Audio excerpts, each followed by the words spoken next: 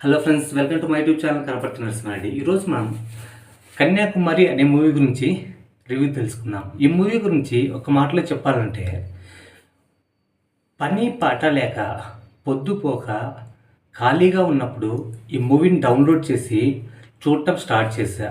అయితే పొద్దెక్కినా సరే ముఖం మీద మొద్దు నిద్ర వస్తున్న సినిమా కంప్లీట్ అయ్యేదాకా ఆపకుండా చూస్తూనే ఉన్నా.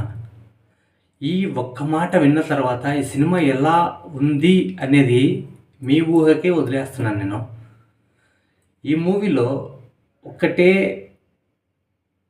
మాట చెప్పాలంటే, చిన్నప్పుడు సాఫ్ట్వేర్ ఇంజనీర్ అవ్వాలని కోరుకున్న అమ్మాయి ఎందుకు సేల్స్ గర్ల్ లాగా పనిచేస్తుంది, అలాగే వ్యవసాయం మీద మక్కువతో ఉన్న అబ్బాయి, చదువు మానేసిన అబ్బాయి సేల్స్ బాయ్ లాగా జాయిన్ అవుతాడు.